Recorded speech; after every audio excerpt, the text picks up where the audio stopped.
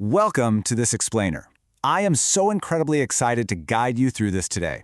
We're going to map out the visually stunning 10-chapter cinematic progression of our upcoming season, Journey Through China's Silk Road Frontier.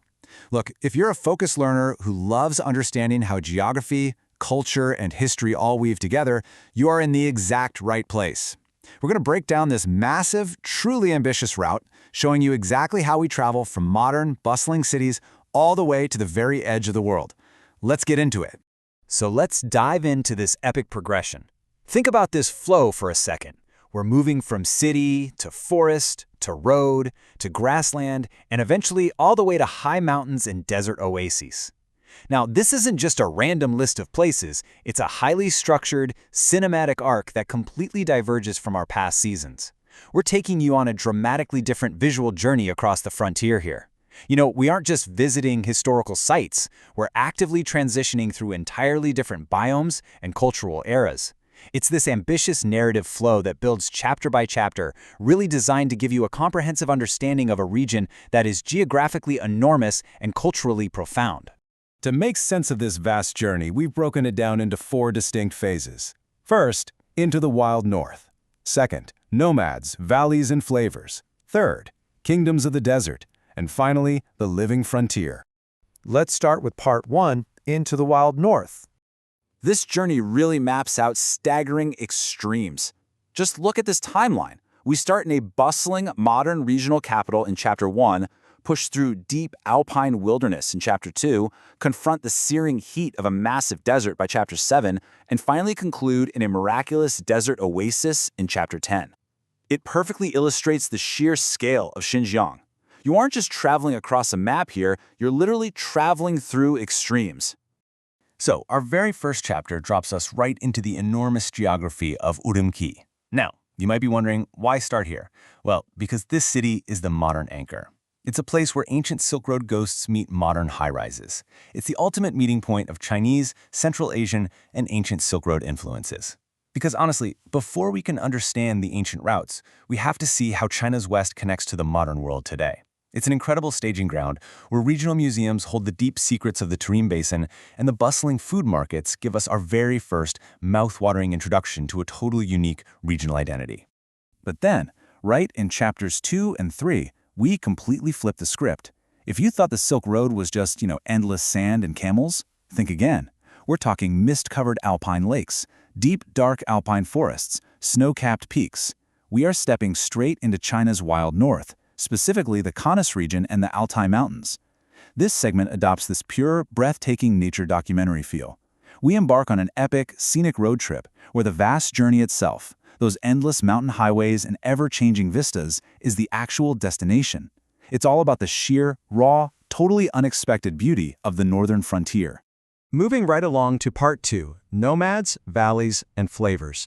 Watch how organically we transition geographically and culturally in Chapter 4. We don't just abruptly jump from point A to point B. We flow. We descend from these dramatic mountain passes straight down to the stunning, brilliant blue waters of Sayram Lake, which locals affectionately call the blue heart of Xinjiang. From the water, we move seamlessly into sweeping alpine grasslands, naturally introducing us to rich Kazakh nomadic traditions. And finally, this journey deposits us right into the vibrant, colorful street life of Kucha city in the Ili Valley.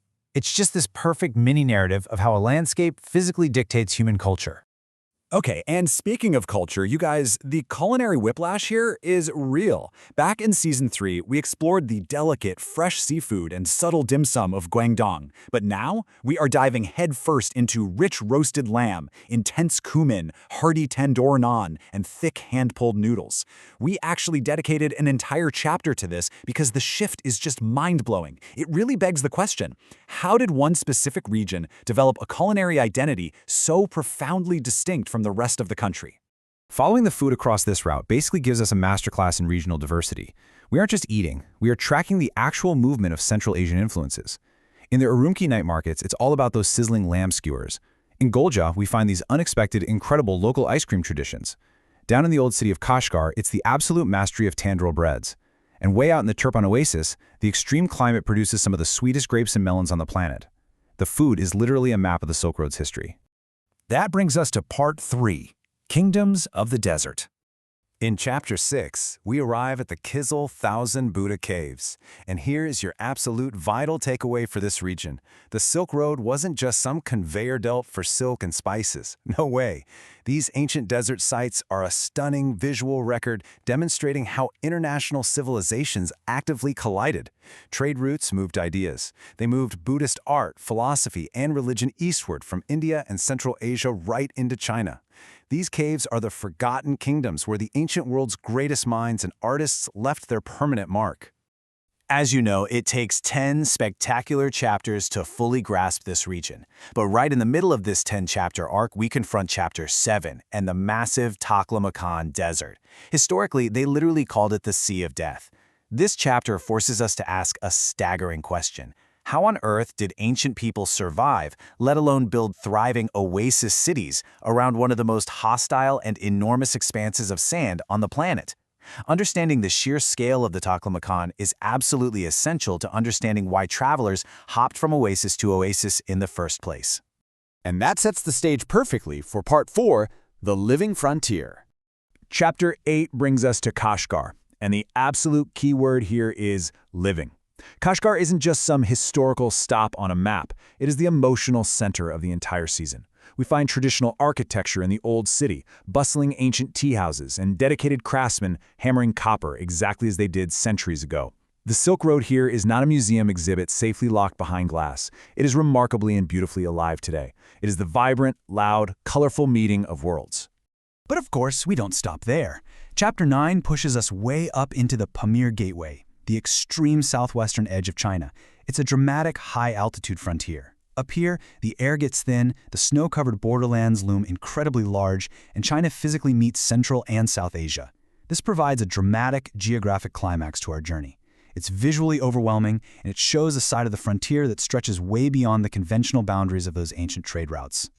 Finally, Chapter 10 brings us all the way back down from the mountains to Turpan, the oasis that literally defied the desert. After forests, grasslands, mountains, and ancient ruins, we arrive in one of the absolute hottest, driest places on Earth, yet it thrives. Why? Because of unparalleled human ingenuity. Ancient engineers built vast underground water channels to bring melting snow from the mountains directly beneath the burning desert just to water their grape valleys. It is a stunning miracle of ancient agriculture and the perfect, hopeful finale to our massive journey. So let's pull all of this together. Season 4 really rests on 3 undeniable pillars. First, the great road trip through Kanas and Altai gives us visually spectacular, jaw-dropping landscapes. Second, Xinjiang on a plate delivers that culturally distinctive flavor contrast that shocks the palate. And third, the living frontier in Kashgar serves as the deep, emotional cultural centerpiece. Together, these episodes guarantee an unforgettable journey through enormous environments and one of history's absolute greatest cultural crossroads. I really hope this explainer has you as thoroughly thrilled and fascinated as I am. We've mapped out a cinematic transition from modern cities, through wild alpine forests, across brutal deserts, and way up into the high-altitude edges of the world. But I want to leave you with one final thought before you actually embark on this 10-chapter viewing journey. When you strip away all the modern conveniences, are you ready to survive the desert and find the oasis at the end of the world? Keep that sense of adventure alive, and I'll see you on the frontier.